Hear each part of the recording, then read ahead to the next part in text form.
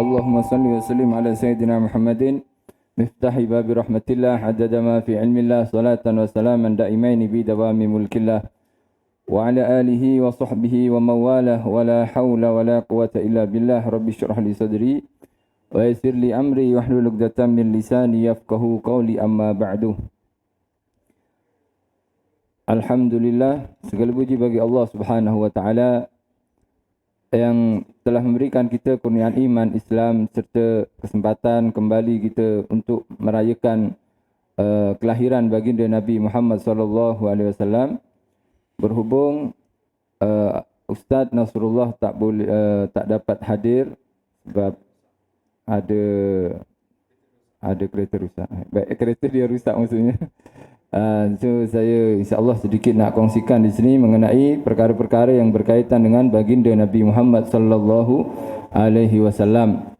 Khususnya kita alhamdulillah istiqamah setiap hari Sabtu kita merayakan Maulid Nabi Muhammad sallallahu alaihi wasallam.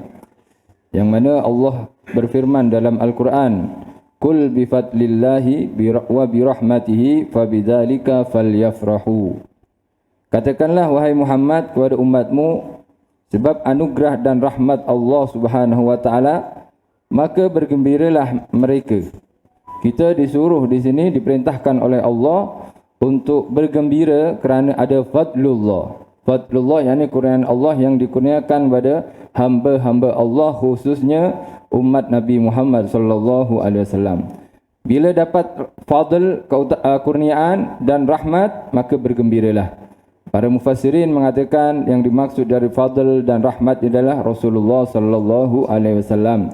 Sedia maklum, baginda Nabi Muhammad sallallahu alaihi wasallam sebelum lahir, selepas lahir membawa kemudahan, rahmat kepada orang-orang di sekitar Rasulullah sallallahu alaihi wasallam. Halimatus Sa'diyah yang mengendarai seekor keldai, yang mana keldai ni dah tak mampu nak berjalan. Sekali suami dia juga membawa seekor unta betina yang dah tak keluar susu. Lepas membawa, mengambil Rasulullah SAW sebagai anak susuan, langsung keldai ni excited, semangat dia boleh mengatasi atau melampaui orang-orang yang berjalan sebelumnya. Sebagaimana dikisahkan dalam Sirah An-Nabawiyah. Dan juga unta-unta yang unta suami saya Halimatus Sa'diyah yang mulanya tak keluar susu terus keluar susu sehinggalah suami dan isteri, yakni Halimatus Sa'diyah dan suaminya boleh minum susu pada malam tersebut. Dan juga di kampung Halimatus Sa'diyah ketika mengambil Rasulullah ini berlaku kemarau, tapi subhanallah binatang-binatang atau kambing-kambing yang digembala oleh suami Halimatus Sa'diyah semua dapat makan dengan kenyang dan gemuk, bahkan kambing tu penuh dengan susu. Sehinggalah para kawan-kawan daripada suami Halimatus Sa'diyah ni terheran. Macam mana aku punya kambing boleh kurus-kurus, ini suami Halimatus Sa'diyah, suami Halimah ni senang, kambing dia gemuk-gemuk semua. Akhirnya mereka menyuruh orang-orang yang mereka suruh menggembala ni, bila kau nak gembala kambing, kau ikutkan je kambing suami Halimatus Sa'diyah. Itu berkat daripada Nabi Muhammad sallallahu alaihi wasallam.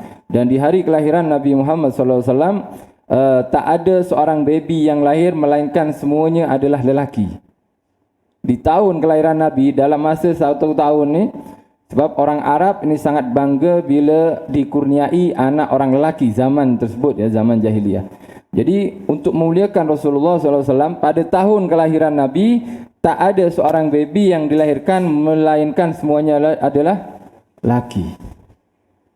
Mujizat, yakni termasuk kemuliaan Allah untuk memuliakan Nabi Muhammad sallallahu alaihi wasallam. Ini dikatakan al-fadl di sini dalam ayat ni, dan rahmat adalah Rasulullah sallallahu alaihi wasallam. Ada seorang ulama bermimpi, sebab maulid ni kontroversi, ada yang mengatakan ala bid'ah, ini tak baik, ada yang lagi ini yang baik. Alhasil orang soleh ni tak lama sebelum, yakni baru-baru ini dia mimpi Rasulullah sallallahu alaihi wasallam. Kemudian ketika dia berjumpa Rasulullah, dia bertanya, "Ya Rasulullah, apa pandangan Rasulullah mengenai ihtifalu maulidika, yakni perayaan maulidmu, perayaan kelahiranmu. Rasulullah tak mengatakan wajib ke sunnah atau makruh, tapi Rasulullah berkata, man fariha bina farihna bihi. Siapa yang bahagia dengan kami, kami bahagia dengan dia. Istilahnya, kita setiap Sabtu insya-Allah merayakan Maulid Nabi Muhammad SAW, yakni berbahagia dengan lahirnya seorang Nabi Muhammad SAW yang berkatnya kita ni tahu Islam, tahu ajaran, tahu agama Allah, tahu tauhid, dan semuanya adalah berkat daripada Nabi Muhammad sallallahu alaihi wasallam. Baik. Al-Muhaddis, seorang ulama yakni di Indonesia, yakni ini musnad di zamannya Dr. Al-Habib Abdullah bin Abdul Qadir Bafaqih. Ini duduk di Malang tapi dah lama wafat. Beliau merupakan pensyarah di salah satu universiti Islam di Malang di zaman beliau. Beliau berkata, bi anna qaulahu sallallahu alaihi wasallam man azama maulidi kuntu syafi'an lahu yaumal qiyamah ma rawahu ibn Asakir fi tarikh fil juz'il awal sahifah sittin wa qala Dhahabi sahihun isnaduh. Ya, Ustaz Al-Imam Al-Hafiz Al-Musnid di zamannya Dr. Habib Abdullah bin Abdul Qadir Bafaqih mengatakan bahawa hadis yang mengatakan man azzama maulidi kuntu syafi'an lahu yaumal qiyamah, yakni sesiapa yang mengagungkan kelahiranku maka aku akan ada untuknya memberi syafaat nanti di hari kiamat. Jadi Al-Habib Abdullah bin Abdul Qadir ini komen tentang hadis ini. Dia mengatakan seperti yang diriwayatkan, hadis ini memang diriwayatkan oleh Ibn Asakir dalam kitab Tarikh juzuk pertama muka surat 60. Menurut Imam Zahabi, hadis ini sahih isnad. Jadi boleh diterima. Oleh itu kita merayakan Maulid Nabi Muhammad SAW, kita banyak bersolawat. Bila kita duduk rumah saja tak buat apa, insya-Allah solawat kita tak buat. Tapi dengan Maulid Nabi Muhammad SAW, kita boleh bersolawat ke atas Nabi Muhammad SAW, dan ini merupakan amalan para guru kita, khususnya para habaib kita. Kenapa mereka tak mengajak tahlil, tak mengajak zikir-zikir yang lain? Kerana solawat ni satu amalan yang sudah pasti diterima. Kalau kita tahlil, kalau kita tahlil, maka contoh la ilaha illallah lah. Ada yang gerakan kepala kuat sangat nak tunjuk dia punya gerakan, atau subhanallah dia buat-buat menangis. Alhasil ada riak kat sana, ada ujub, ada banyak penyakit yang boleh membatalkan amal. Akan tapi kalau solawat Nabi Muhammad SAW tak akan terbatal dengan riak, tak akan terbatal ujub. Oleh itu amalan ini pasti diterima oleh Allah Subhanahu wa taala. Oleh itu para habaib kita, para ulama kita, kebanyakan mereka ini berdakwah dengan membawa Maulid Nabi Muhammad sallallahu alaihi wasallam. Sebab ini pasti, benda yang pasti kena bawa kepada umat. Baik. Sayyidina Umar radhiyallahu taala anhu, Sayyidina Umar bin Khattab juga ada komentar mengenai tentang Maulid Nabi Muhammad sallallahu alaihi wasallam. Sayyidina Umar berkata, man azzama maulidin Nabi sallallahu alaihi wasallam faqad ahyal Islam. Sayyidina Umar berkata, siapa menghormati atau mengagungkan hari lahir Rasulullah, sama artinya dia telah menghidupkan Islam. Sebab di dalam Maulid Nabi tak ada isi melainkan menceritakan tentang baginda Nabi Muhammad sallallahu alaihi wasallam. Oleh sebab itu kita insya-Allah bukan hanya setakat kita merayakan Maulid Nabi, tapi kita juga berusaha untuk terus menambah ikut atau patuh kepada Rasulullah sallallahu alaihi wasallam, khususnya mengenai sunnah-sunnah daripada Rasulullah yang Rasulullah tak pernah tinggal, seperti solat witir. Rasulullah tak pernah solat witir, bahkan sebagian madhab solat witir adalah wajib. Madhab Hambali, mereka takkan tidur melainkan sudah melaksanakan solat witir, sebab takut terlepas solat witir tadi. Oleh sebab itu Nabi bersabda, malam yutir falaisa minna. Siapa yang tak solat witir bukan golonganku. Maksudnya tidak diakui nantinya orang-orang yang akan berhimpun dengan Rasulullah sallallahu alaihi wasallam. Jangan kita merayakan Maulid Nabi, kononnya banyak solawat, alhamdulillah banyak solawat, tapi kita kena juga menambah sunnah-sunnah Rasulullah SAW, khususnya solat witir. Solat witir tak pernah ditinggal oleh Rasulullah. Bahkan Rasulullah solat witir 11 rakaat. Di sini Al-Habib Ali bin Muhammad Al-Habsyi mendapat wasiat daripada gurunya Habib Abu Bakar bin Abdullah Al-Attas. Habib Ali Al-Habsyi, yakni pengarang daripada Maulid Simtud Duror yang dijuluki Magnetul Qulub atau Magnetisul Qulub, magnet hati. Orang yang dekat dengan Habib Ali insya-Allah terus lekat dengan Habib Ali dan patuh kepada Habib Ali dan mencintai Rasulullah SAW. Sayyidina Al-Habib Abu Bakar bin Abdullah bin Talib Al-Attas berwasiat kepada Habib Ali bahwasanya salah satu wasiatnya, jangan kau tinggal solat witir 11 rakaat.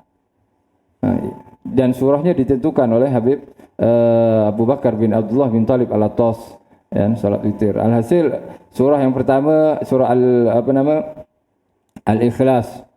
Surah Al-Ikhlas 3 kali, kemudian ayat kursi, kemudian itu 3 surah, satu rakaat ni, kemudian Idza Zulzilah, Idza Zulzalatil Ardu Zilzalaha 4 kali.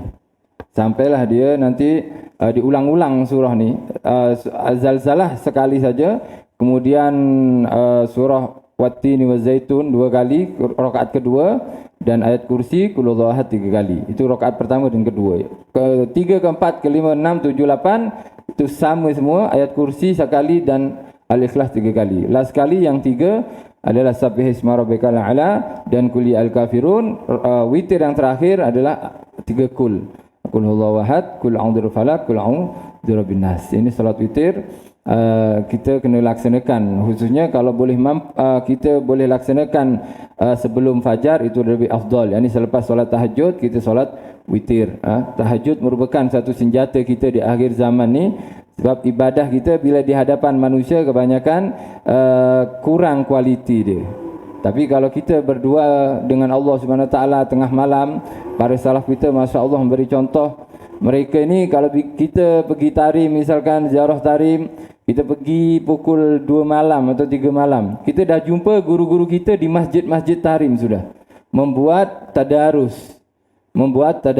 Satu masa saya boleh keluar, selalunya pelajar tak boleh keluar, tapi masa itu ada khatam di Masjid As-Segaf atau di Masjid Ba'alawi. Masjid Ba'alawi ni dekat dengan Masjid Segaf. So kita keluar pukul 3 malam. Saya sebelum saya pergi Masjid Ba'alawi, saya nak solat dulu di Masjid Segaf. Di Masjid Segaf ini sudah terjumpa guru-guru kami yang mengajar di Rubat Tarim sedang tadarus Al-Quran di sana. Tadarus yakni satu baca, yang lain dengar, kemudian seperti kita tadarus. Walaupun tadarus yang asal adalah Rasulullah dan Jibril ni tadarus dia, Jibril baca 1 sampai 5 ayat, Rasulullah kemudian baca 1 sampai 5 ayat. Lepas tu Jibril lagi 6 sampai 10, Rasulullah baca 6 sampai 10. Itu tadarus yang asal. Tapi di Tarim ni para yakni masyayikh kita mereka semua yang tadarus di Segaf tak ada yang pegang Al-Quran langsung. Oleh itu di masa pernah dalam satu masa orang pergi Masjid Tarim, dia tak jumpa Al-Quran. Jadi kan kita selalunya kalau di masjid melambak Al-Quran, banyak Al-Quran. Tapi di masjid, sebagian Masjid Tarim tak jumpa Al-Quran. Al-Quran tu tak ada. Sehinggalah bertanya, orang Tarim ni tak baca Al-Quran ke? Tak ada Al-Quran kat masjidnya, dia kata. Dijawab oleh budak kecil, kami kalau baca Al-Quran kami tak perlu tengok Al-Quran. Sebab mereka sudah kecil hafal Al-Quran. Tapi sekarang dah banyak kita jumpai Al-Quran di masjid-masjid Tarim. Sebab ramai pelajar-pelajar daripada luar Tarim. Khususnya dari Asia ni lah, dari Malaysia, Indonesia, Singapura. Ini jarang yang hafiz, yang nak menghafal pun, ramai. Alhasil mereka pukul 3 ni tadarus. Kehidupan ahli Tarim ni memang masya-Allah. Solat witir mereka, kemudian tadarus di Masjid Segaf. Selepas tu sebelum subuh mereka balik ke rumah masing-masing dan jadi imam di masjid dekat-dekat rumah mereka. Sebab masjid di Tarim ni sangat banyak. Dikatakan masjid di Tarim ada 360 masjid. Sesuai dengan bilangan sehari ikut tahun. Satu tahun 360. Tapi sekarang sudah kurang. Bahkan Imam Haddad saja sangat banyak masjid Imam Haddad, lebih daripada 20 masjid yang dibina oleh Al-Imam Haddad di kawasan Tarim ni. Tapi nak kongsikan bahwasanya memang ahli tarim adalah ulama-ulama yang memang mengikut sunnah Nabi Muhammad SAW, khususnya solat tahajud. Mereka kalau solat tahajud memang tak boleh ikutlah kita, memang tak apa nama, ya alhamdulillah kalau kita boleh solat tahajud, alhamdulillah. Tapi kalau tengok ibadah mereka pukul 2 bangun sampai sebelum subuh, kemudian balik ke masjid mereka, apa nama, menjadi imam, selepas jadi imam baca zikir lepas subuh pergi mengajar di Rubat tu. Sampai pukul berapa? Sampai pukul 10 pagi. 10 pagi baru mereka balik untuk breakfast. Dapat pukul 12 balik lagi ngajar Zuhur. Dan itu tidurlah sekali kailulah di sana. Lepas Zuhur mengajar, ada kelas, balik kat rumah ada kelas. Lepas asar balik kat tarim sampai isyak macam tu. Pukul 2 dah bangun dah. Kehidupan mereka. Adapun dunia mereka memang tak pandang langsung. Kebanyakan orang tarim tak heran dengan dunia orang lain. Bahkan ada apa nama, pembantu di tempat belajar kami ni di Rubat Tarim, bahagian besi-besi, apa sebut, cleaning service, bahagian besi-besi tarim ni. Jadi gaji dia tak besar. Dia kerja sekejap saja, mungkin pukul 9 sampai petang macam tu. Tapi saya cakap dengan dia, awak kenapa tak cari apa nama, tambahan duit? Misalkan di sini kan gaji tu kecil. Kan masa banyak lagi, lepas asar tu boleh kerja lagi, lepas maghrib kalau kita kan boleh buka burger, boleh buka western ke atau menjaja makanan. Dia cakap, saya dah cukup makanan ni, saya balik ke rumah, saya nak mengajar anak, nak ibadah kepada Allah SWT. Jadi tamak untuk nak ada ni ada kita, tak ada orang tarim. Kebanyakan macam tu orang tarim, sebahagian, khususnya orang-orang yang dekat dengan para ulama, yang belajar dengan ulama, masya-Allah, tabarakallah. Dan itu sunnah Rasulullah, solat tahajud kita jangan tinggal, insya-Allah mengikut guru-guru kita, sebab memang sunnah ini susah nak buat, melainkan kita ada orang yang boleh memberi kita semangat. Kita kalau nampak guru yang semangat, insya-Allah kita ada keinginan untuk seperti mereka. Seperti juga bersugi. Sugi ni memang tak ditinggal oleh ulama tarim khususnya. Kalau kita jumpa ulama-ulama mana saja, kebanyakan yang istiqamah membawa sugi daripada Yaman, khususnya tarim. Sebab hadis sugi ni hadis sahih, bahkan 70 riwayat mengatakan, tapi jarang orang buat. Padahal rakaatani bisiwaki salatun bisiwakin khairum min sab'ini rakaah bila siwak. Satu solat dengan sugi ni lebih utama daripada 70 kali solat tanpa bersugi. Jadi kalau kita solat 2 rakaat, satu kali solat 2 rakaat, itu sudah mengungguli 7, yang berapa minit kita 2 rakaat ni? Mungkin 4 minit. 4 minit. Apa nama? Bila kita bersugi, maka sama dengan 70 kali 4, sama dengan 280 minit. Jadi pahala kita solat 4 minit, bila kita gunakan sugi, kita mendapatkan pahala solat bahkan lebih utama orang yang solat selama 280 minit. Dibagi 60, sama dengan 4 jam setengah. Solat 4 minit menyamai pahala orang yang solat 4 jam setengah yang tak bersugi. 4 minit dengan bersugi mendapat pahala solat 4 jam. Ini kalau kita solat 2 rakaat sahaja. Macam mana kata kalau kita qabliyah, kemudian solat fardu kita bersugi, ba'diyah kita bersugi, solat duha kita bersugi, kemudian solat witir kita bersugi, solat tahajud kita bersugi. Berapa minit kita dapat?